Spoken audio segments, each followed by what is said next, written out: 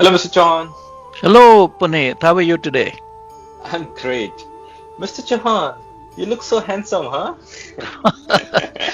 Today I'm dressed up on the 4th of October 2020, preparing for this our video sessions, explaining our thoughts on history and religion.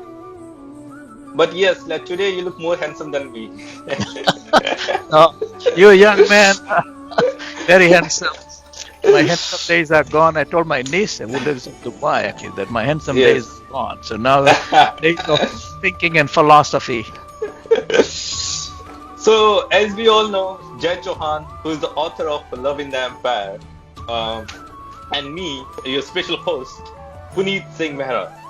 So, welcome to my show, Valor and Wisdom. And today again, I'm here with the wisdom of Lord Krishna, and the most important, Bhagavad Gita. So, what is Bhagavad Gita?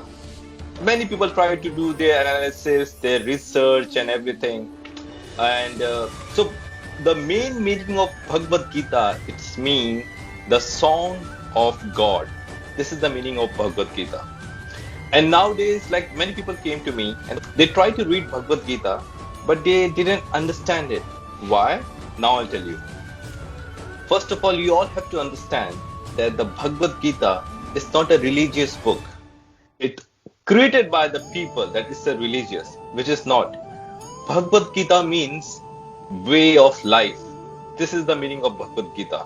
And that's what Lord Krishna trying to teach every one of us. And if you simply read Bhagavad Gita the way you read the different kinds of book, the novel and the newspaper, you will never understand a single thing what is written over there. So this is the meaning of Bhagavad Gita. So Bhagavad Gita was written by the sage Vyas. And if I tell you the time, people don't even like agree with me.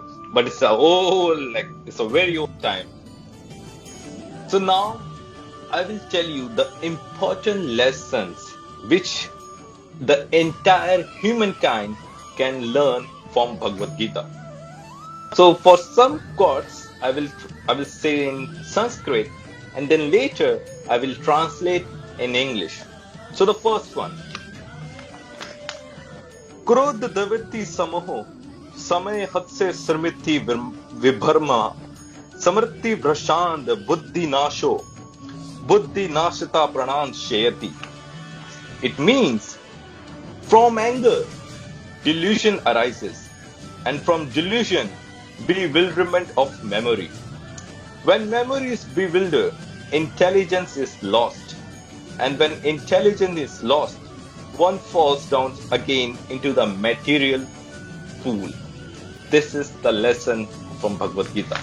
The second one, which people try to ask me, so now here's my answer to you. Listen carefully. What have you lost? Why are you crying?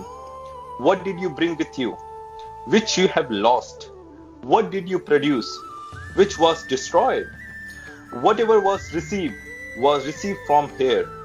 Whatever was given here. So you brought nothing when you were born. You are taking nothing when you die. It means you came here empty-handed and you will leave empty-handed. What is yours today belonged to someone else yesterday and will belong to someone else tomorrow. This is Bhagavad Gita. The third quote, the law. So whoever thinks that they are rich, they are powerful, they are this and that, they have to remember one thing, the law of the nature, which is change is the law of the world. In a moment, you became the owner of millions, and in other, you became penniless. This is Bhagavad Gita, and this is what they're trying to teach you. The fourth one, for those one who has conquered the mind is the best of friends. But for one who has failed to so, his very mind will become his greatest enemy. This is Bhagavad Gita. Lord Krishna trying to teach us is that man can achieve purity, prosperity, grace, fame, glory, endurance, patience, and intelligence through woman. To do so, we must respect and worship her spirit and not be deluded by her body and her emotions. This is Bhagavad Gita. And whoever thinks that they are the biggest killers or biggest cruel person in the world, for them, among all kinds of killer, time is the ultimate killer because time kills everything. This is Bhagavad Gita, and this is what Lord Krishna is trying to teach us. The next one, it's better to live your own dharma imperfectly than to live another dharma perfectly. It means live your own life. Do not try to copy someone else's life. Enjoy your life. This is Bhagavad Gita. Lust, anger, and greed. These three are the doors to the hell. This is Bhagavad Gita. Fear not what is not real, never was, and never will be. What is real always will be and cannot be destroyed. So to every Sanatan Dharma and to every humankind, but especially to Sanatan Dharma, I'm going to tell you one mantra, which is Nirbhay Bhava. It means be fearless. The next one, you will never understand the damage you did to someone until the same thing is done to you. That's why I am here. When a bird is alive, it eats ant. When the bird has died, ants eat it. One tree can be made into 1,000,000 matchsticks, but only one matchstick is needed to burn 1,000,000 trees. Circumstances can change at any time. Don't devalue or hurt anyone in this life. You may be powerful today, but time is more powerful than you. Next one. If you don't fight for what you want, then don't cry for what you lost. This is Bhagavad Gita. If you fail to achieve your goal, change the strategy, not the goal. The next one. The fire of knowledge burns all karmas to ashes. This is what Lord Krishna tried to teach us. The next one. The key to happiness is the reductions of desires. The next one, which Lord Krishna said, I am the beginning, middle, and end of the creation. And anything in this world can be achieved or overcome through the power of will. This is Bhagavad Gita. Next one. Whatever happened for good. Whatever is happening for good. Whatever will happen, that will be good as well.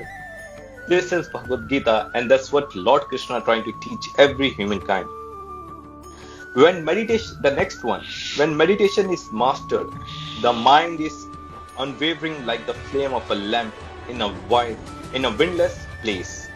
This is Bhagavad Gita. And the last, my favorite, which Lord Krishna said. First I will tell in Sanskrit, then later I will translate in English. Yada yada hi dharmasya glani bhavati bharata abhyamtana dharmasya tadamanam srijamahe. In which Lord Krishna is saying, whenever, O descendants of Bharata, there is a decline of dharma and rise of adharma, then I body myself forth for the protection for the good, for the destruction of the wicked and cruel, and for the establishment of dharma. I come into being in every age. So this is the Bhagavad Gita, and these are the lessons which you can learn from the Bhagavad Gita by Lord Krishna. This is what Lord Krishna is trying to teach every one of us. So this is the wisdom of Bhagavad Gita and Lord Krishna. So Mr. Chauhan, what do you think about the wisdom of Bhagavad Gita? Excellent summary. It was a pleasure to hear that. And I want to give you, Puneet, my perspective. Yeah? So I think you're a young man, and I'm in the reflective years of my life. And I want to give you my personal perspective of religion, including Bhagavad Gita and its role as a book in the Hinduism. So just going back quickly to understand the human civilization, that about 40,000 years ago, the human beings began to walk in Africa, and the human species began to spread around the world. And about 8 to 10,000 years ago, there were two major places where the civilization of the man began. One was Egypt, and one is in the northwest of India. In those places, when people came together from hunter-gatherers to a settled place, there was a need to create the ethical codes of behavior between human beings.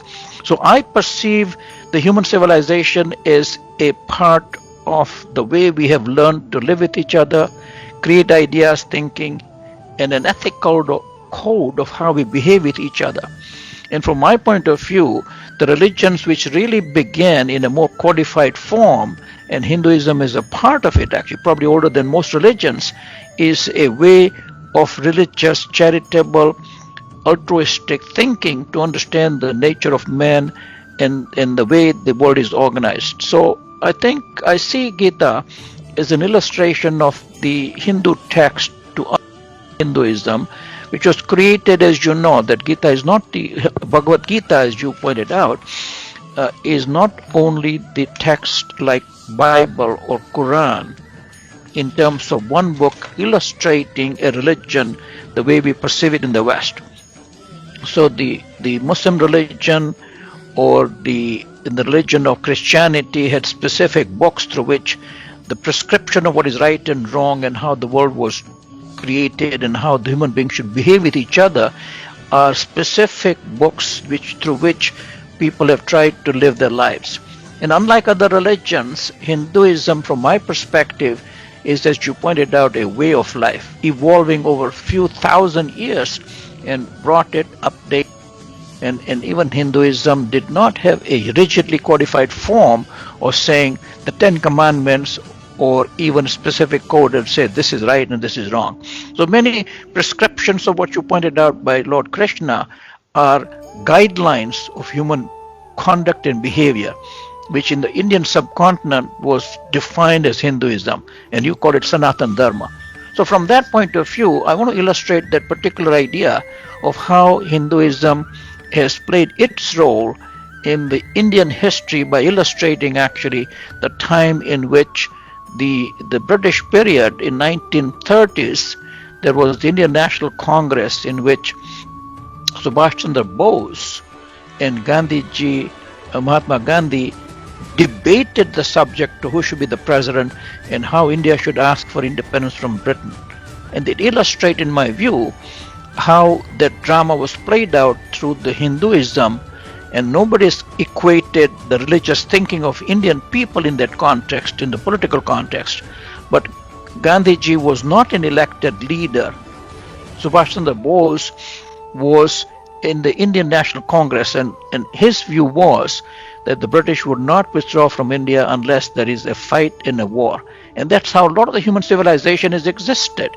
Alexander, the Mughals actually came and invaded India. The British came in and controlled India. But Hinduism has not invaded other countries, and illustrates not only the way Indian civilization has existed through thousands of years, but how it has even decided that the unelected leader Gandhiji would ask the British for independence and said to Churchill at that time that we want to be independent peacefully and non-violently. So he wrote a lot of books actually, which in my view, some of them are almost sound like religious preaching to the Hindu people who really said, yes, we are on the right side of the right and wrong in the Second World War, and therefore we should support Britain. And Bose said, no, I want to go to Berlin, and then I want to make my point of fighting the British through war.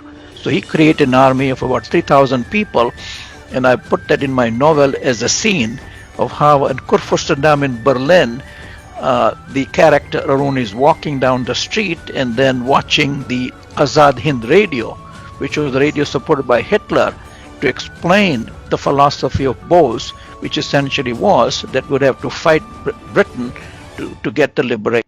Hinduism is a religion of non-violence and non-subjugation of other people.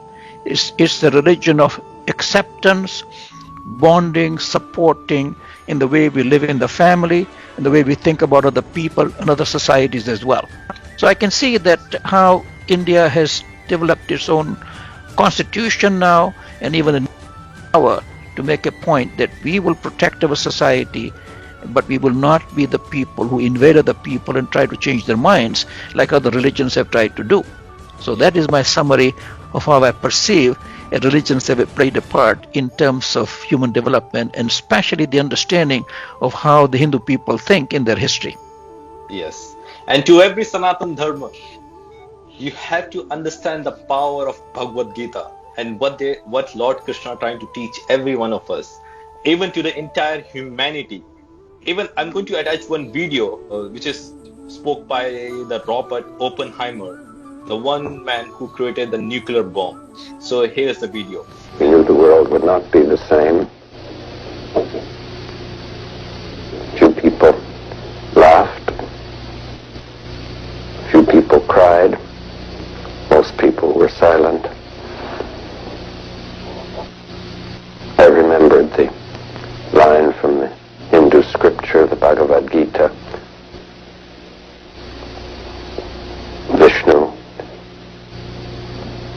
is trying to persuade the prince that he should do his duty, and to impress him takes on his multi-armed form and says, "Now I am become death, the destroyer of worlds." I suppose we all thought that one way or another. And understand the power of Sanatan Dharma and the Lord Krishna. Okay, Mr. Chauhan, take care. Okay, See ya. thank you, Puneet.